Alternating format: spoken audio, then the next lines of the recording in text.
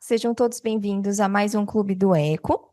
Hoje o tema que iremos abordar foi baseado no artigo cujo título, traduzido, é Avaliação ecocardiográfica do fenótipo cardíaco prediz complicações e orienta o manejo em terapia intensiva após dilatação com balão da válvula pulmonar, e isso em neonatos com uma atresia pulmonar ou uma estenose pulmonar crítica e septo interventricular íntegro.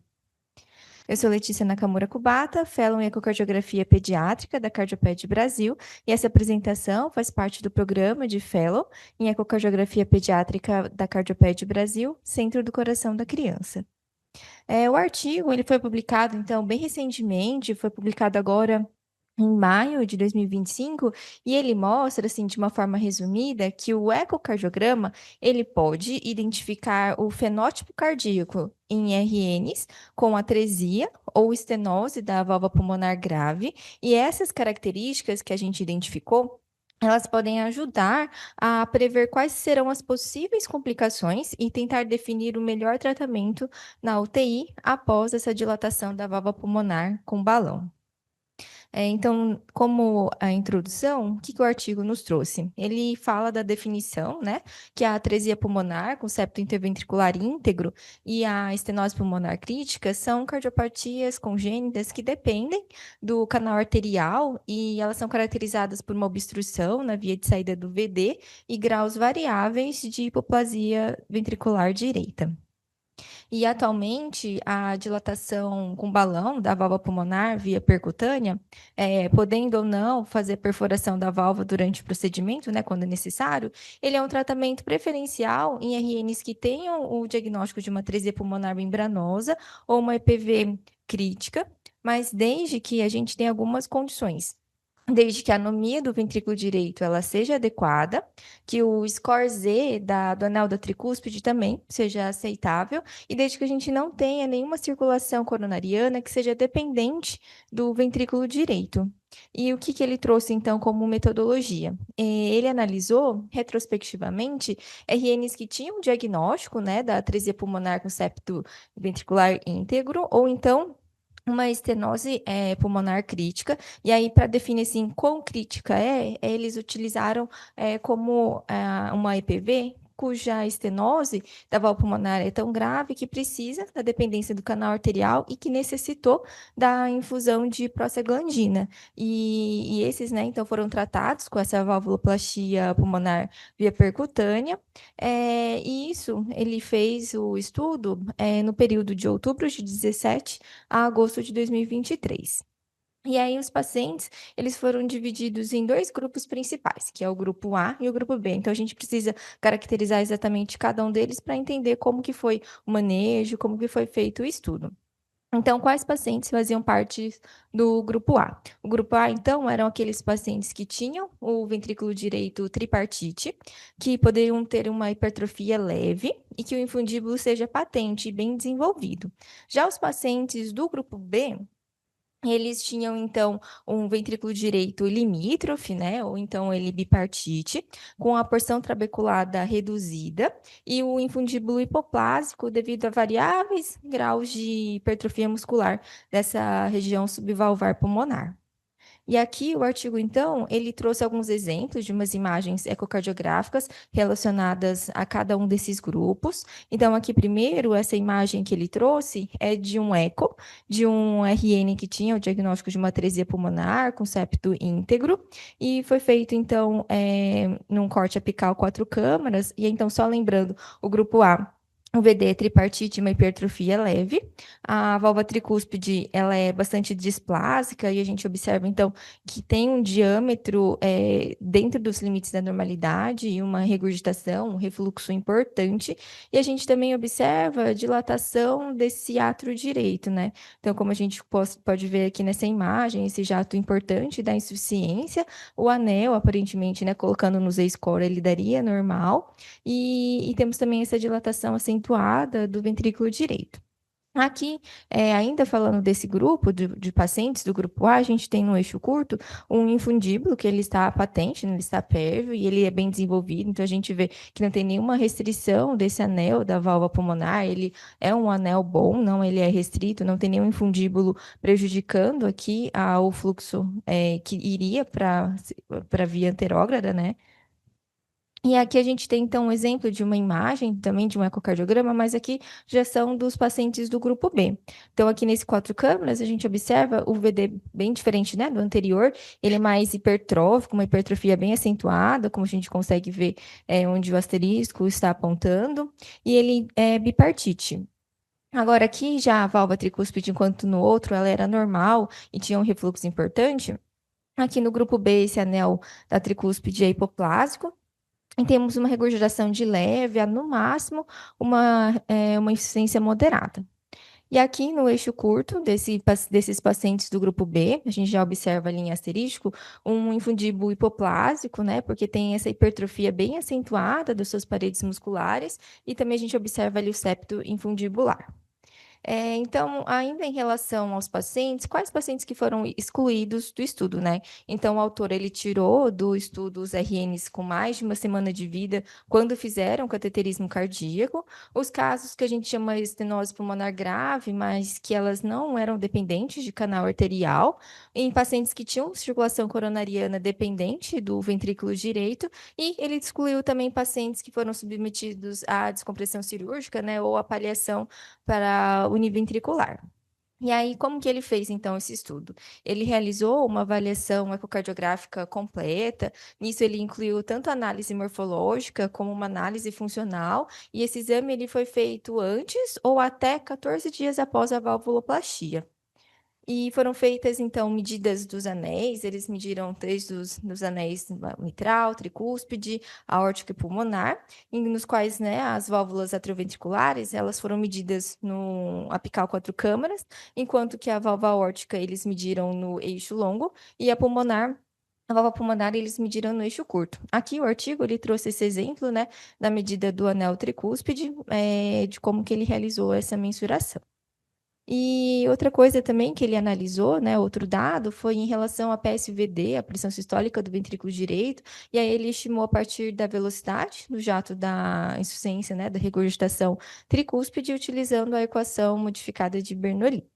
E já em relação à função do ventrículo direito, ele utilizou medidas do TAPS, né, que é o deslocamento longitudinal do anel da tricúspide durante a sístole, e a velocidade da onda S', que é a velocidade sistólica máxima do anel tricúspide obtida pelo Doppler tecidual. Então, ele usou esses dois parâmetros para avaliar como que era a função do ventrículo direito. Já em relação ao ventrículo esquerdo, ele utilizou parâmetros como o strain, longitudinal global, do VE, e também a fração de ejeção. E aqui o artigo ele trouxe que ele unificou, né? Foi realizado apenas por um único observador, para a gente não ter essa mudança, né? Essa variável de examinador dependente, né? Foi um examinador único, e ele utilizou softwares automáticos, Back and Trackle, para avaliar esse ventrículo. E já em relação ao espasmo infundibular, como que ele definiu ecocardiograficamente? Ele definiu como um estreitamento dinâmico do infundíbulo com um fluxo de velocidade alta, né? Ele considerou maior ou igual a 2,5 metros por segundo, e um perfil Doppler na forma de punhal, que a gente observa, né, nesses casos do espasmo infundibular, com pico tardio, né? De uma característica de um infundibular, uma obstrução infundibular dinâmica. E aí, os dados do cateterismo que utilizou foi em relação à PSVD antes e após o procedimento, a pressão sistólica na aorta, né, e a relação entre essas duas pressões. Já a análise estatística, assim, só falando de uma maneira resumida, ele utilizou variáveis contínuas, né? Avaliou a média e a mediana, utilizou outras variáveis categóricas, como expressas em porcentagem, né? Em frequência, e fez a comparação utilizando o teste de Wilcoxon e o T de Student e o de Fisher. E o que que ele encontrou, então, de resultados analisando esses tipos de paciente? Então, dos 27 pacientes analisados, 14 foram incluídos no grupo A e 13 no grupo B. E aí, destes pacientes, né, 21 pacientes, que equivalem a 77,8%, já tinham o diagnóstico pré-natal. O tempo que ele utilizou para acompanhamento foi mais ou menos de 16 meses, e durante o estudo, o período, não houve nenhum óbito. E aqui, então, eu trouxe a tabela que o artigo publicou, falando da análise, né, do diâmetros dos anéis e os Z-score de cada válvula. E aqui também uma outra tabela, ele coloca os fatores, né, que ele utilizou para analisar quais foram as alterações hemodinâmicas antes e depois que foi feito a valvuloplastia pulmonar. E qual que foram os achados? Em relação ao neo tricúspide, então só lembrando, né, o grupo A é o VD tripartite, o B é o bipartite, o A tem uma hipertrofia leve, o B já tem uma porção trabeculada reduzida, um infundíbulo hipoplásico, e o grupo A um infundíbulo patente bem desenvolvido. E aí ele encontrou que os pacientes do grupo A, eles tinham um diâmetro do anel do tricúspide significativamente maior em comparação ao do grupo B. E em relação à válvula pulmonar também, ele viu que o diâmetro do anel pulmonar foi significantemente maior em comparação aos pacientes do grupo B. Agora, já em relação às válvulas mitral e tricúspide, não teve nenhuma diferença significativa entre esses grupos, desculpa, entre a válvula mitral e a aórtica, e nem em relação com o grau de insuficiência tricúspide ou uma PSVD. Em relação ao cateterismo também, a idade foi semelhante entre os grupos, não houve diferenças significativas nas PSVD, na pressão da aorta e nem na sua relação. Aí, já em relação agora à avaliação funcional do ecocardiograma, o manejo clínico e os desfechos, né, que é o foco desse artigo, ele utilizou essa tabela para mostrar os resultados. Então, aqui, passando item por item, a gente tem o primeiro dado, que quantos pacientes, né, que precisaram fazer perfuração com radiofrequência. Foi feito em 8 dos 27 pacientes, e a idade mediana, no momento que foi realizado esse procedimento, foi de 2,5 dias. E aí, antes do cateterismo, os dois grupos, eles tinham função sistólica preservada do ventrículo do ventrículo esquerdo, tinha uma fração de ejeção adequada e um strain normal. E depois do procedimento, no grupo A, a gente tinha 14 pacientes, e desses 13 tiveram disfunção sistólica do VE, que equivalem a 92,9%, enquanto que do grupo B, só 2 dos 13 que tiveram essa disfunção do VE. Agora, outra diferença que teve, no grupo A, eles tinham uma melhor função sistólica do VD, então tinham valores melhores no TAPS e da velocidade da onda S'. Agora, depois, né, depois da valvuloplastia, a velocidade da onda S', ela permaneceu maior. No grupo A, já o TAPS, depois do procedimento, não foi observado nenhuma mudança significativa. Já em relação ao espasmo infundibular, já que já ficou diferente. Enquanto da disfunção foi maior no grupo A, aqui no caso do espasmo infundibular, ele foi maior no grupo B. Então, que equivale de 13 pacientes, né, do grupo B, 10 deles apresentou o espasmo infundibular, que equivale a 76,9%. E em relação ao tratamento, todos os pacientes do grupo A, eles receberam uso de inotrópicos e vasodilatadores, né, ou mirrinone ou levosimedan, enquanto que no grupo B, quase todos, né, 9 de 10 pacientes, recebeu tratamento com beta-bloqueadores, seja ele um esmolol EV, seguido depois de um propanolol via interal. Agora, antes da alta, como às vezes alguns pacientes mantinham uma persistência de uma dessaturação, uma dependência da prostaglandina, no caso, 6 pacientes do grupo B precisaram de um fluxo pulmonar adicional. Então, 4 desses receberam stent no canal arterial e 2 foram submetidos à cirurgia de procedimento de Blaylock. Em relação aos desfechos clínicos, ele percebeu que o tempo de permanência na UTI, ele não mudou muito, ele foi bem semelhante entre os grupos. Agora, em relação à ventilação mecânica, o tempo, né, foi maior, após o cateterismo no grupo A do que no grupo B. E em relação às complicações intestinais também, elas foram mais frequentes no grupo A, mas não tiveram uma significância estatística.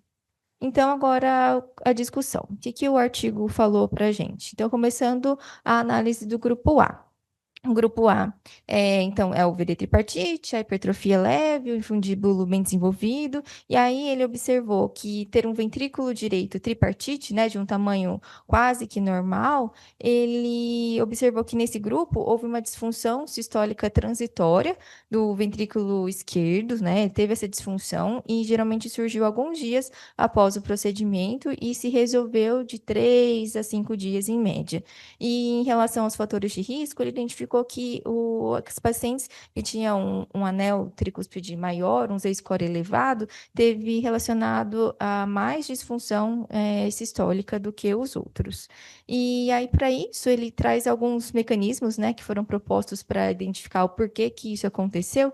E aí, dentre eles, a gente tem, então, a alteração da interação ventrículo-ventrículo após a descompressão aguda do VD, né, que a gente abriu a válvula pulmonar. E aí isso acontece porque o ventrículo direito e o ventrículo esquerdo, eles estão intimamente ligados um ao outro e eles até compartilham do mesmo septo interventricular, estão dentro do mesmo saco pericárdico. Então, qualquer alteração que a gente tenha, desde volume ou pressão em um, vai acabar afetando o outro ventrículo também.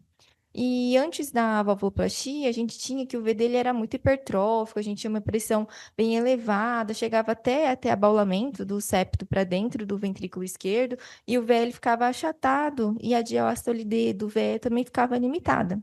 E aí, após o cateterismo, né, o VD, ele subitamente ele se descomprime, e aí isso faz cair a pressão dentro do VD, e aí o septo ele volta a ficar para o lado direito, de uma forma muito abrupta, então não tem tempo do ventrículo esquerdo se adaptar.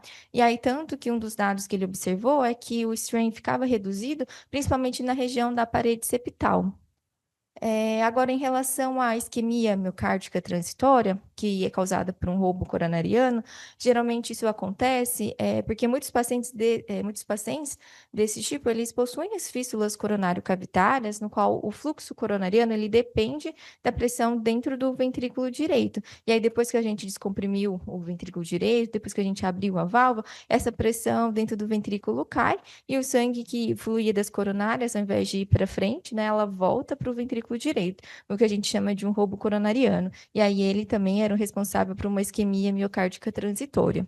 Já agora, outro mecanismo relacionado, né, que ele definiu assim que poderia estar causando essa disfunção do VE, é porque a gente teve uma mudança muito abrupta nas condições de carga do ventrículo esquerdo, principalmente naqueles pacientes que tinham um canal arterial prévio. O que que acontece? Depois que a gente fez o cateterismo, a gente vai ter dois fluxos, né? Um anterógrado, que vai pela válvula pulmonar, né, o VD pela artéria pulmonar, e um retrógrado, que é do canal, né, da aorta para a artéria pulmonar.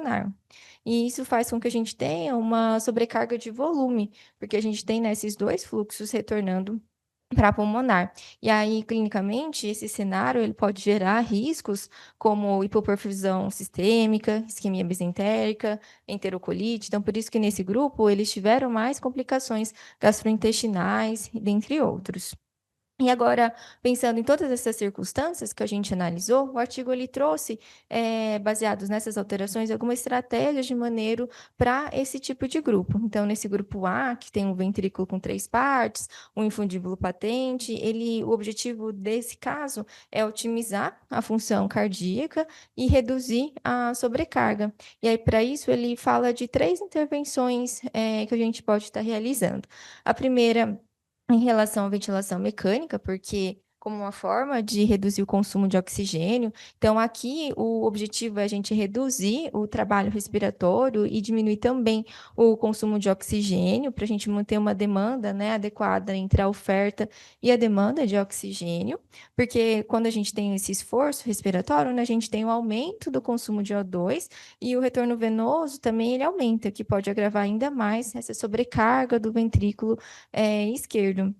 E além disso, quando a gente tem uma ventilação controlada, né, ela reduz, além de reduzir a pós-carga do VE, ele vai ajudar a manter uma resistência vascular pulmonar mais estável, evitando variações bruscas do fluxo pulmonar. Agora, uma outra estratégia que ele também falou foi em relação ao uso de drogas vasoativas, que tenham um efeito inotrópico e um efeito vasodilatador. E aqui ele fala do milrinone e do levosimendan, porque eles, além de aumentar, né, a função sistólica do VE, eles vão aumentando o débito cardíaco, eles também vão diminuir a resistência vascular sistêmica. Agora, uma outra possibilidade, ele fala também do uso de diuréticos para aliviar uma congestão hepática e pulmonar, como uma forma de controlar, então, o excesso desse volume intravascular e aliviar a congestão pulmonar, especialmente naqueles pacientes que tinham uma insuficiência tricúspide significativa. Agora, então, pensando em todas essas alterações hemodinâmicas, o artigo ele ressalta para que a alimentação integral ela seja introduzida de uma forma mais gradual, né, e que realize-se a extubação apenas depois de alguns dias, depois que o ventrículo esquerdo tenha melhorado a sua função sistêmica, e aí ele viu que quando estubava, assim, quando o ventrículo já estava mais, um ventrículo mais funcionante, como fração de ejeção melhor, a gente tinha um melhor prognóstico a longo prazo. Agora, em relação ao grupo B. Então, o grupo B, só lembrando, são aqueles pacientes que tinham o ventrículo direito limítrofe ou bipartite, a porção trabecular ela é reduzida e tinham um infundíbulo hipoplásico. E então, as manifestações clínicas nesse grupo de paciente, elas estavam mais influenciadas pelo grau da hipertrofia do ventrículo direito e da disfunção diastólica desse VD.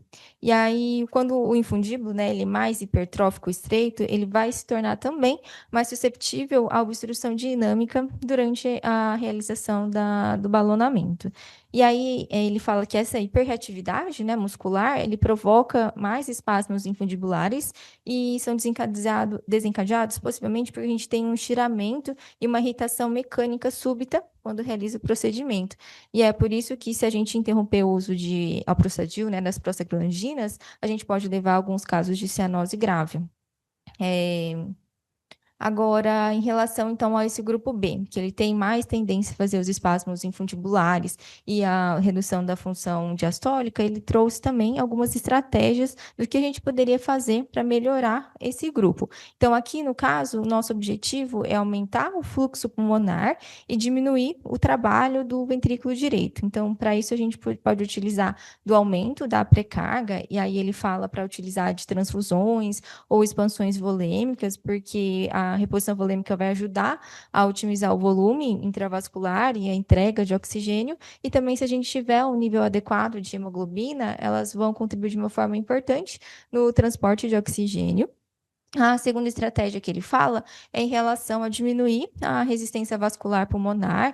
Isso pode ser feito por meio do uso de NO, inalatório, ou então do próprio oxigênio, para tentar melhorar o fluxo pulmonar, porque o O2 ele é um vasodilatador pulmonar que, além de melhorar a hipoxemia, a gente vai ter uma vasodilatação das arteríolas pulmonares, diminuindo a pós-carga do ventrículo direito, e o óxido nítrico também vai promover uma vasodilatação seletiva pulmonar sem gerar tanta hipotensão sistêmica.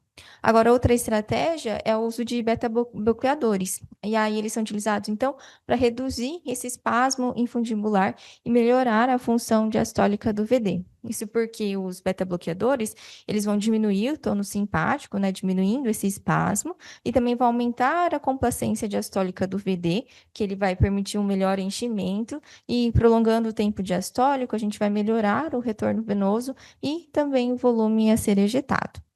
E aí o artigo aborda algumas decisões terapêuticas depois disso tudo, né? Ele fala que as decisões vão ser guiadas pelos níveis de saturação arterial depois que o canal arterial fechou. Então, se a gente tiver os pacientes com uma saturação que fica acima de 70, 75, o paciente ele é tratado com beta-bloqueadores orais de uso crônico posteriormente. E se a saturação quer ficar menor que 70, isso por mais de uma semana, mesmo com tratamento otimizado e mesmo após 2 tentativas da retirada da prostaglandina, aí ele considera que vai precisar realmente de um fluxo acessório pulmonar, geralmente ou implante de um stent, geralmente um implante de um stent no canal arterial. E aí ele trouxe algumas limitações, né? Ele fala que o estudo ele foi retrospectivo e foi realizado em um centro único, que pode limitar um pouco pode causar então essa generalização dos resultados, e também tinha uma amostra um tanto pequena. E agora, como um ponto positivo, ele fala que ele utilizou protocolos padronizados e uma avaliação ecocardiográfica consistente, isso tudo dentro de uma mesma instituição. Então, provavelmente reduziu a variabilidade dos dados. E o que que ele traz como conclusão? Então, ele fala que o fenótipo do ventrículo direito, ele está intimamente associado a complicações precoces distintas após a dilatação da válvula pulmonar com balão. E aí, então, os pacientes que tinham VD tripartite, eles vão estar mais associados a uma disfunção ventricular esquerda transitória, e o que tem o ventrículo direito bipartite vai estar associado a uma maior incidência de espasmo infundibular e necessidade de um fluxo pulmonar adicional, e a estratificação precoce, baseada nas imagens ecocardiográficas, elas podem ajudar, então, a gente otimizar o manejo imediato, logo após o procedimento, orientando qual a melhor escolha em relação a suporte inotrópico, em relação ao uso de beta-bloqueadores, ventilação mecânica e monitorização intensiva. Então, essa foi minha referência. Obrigada.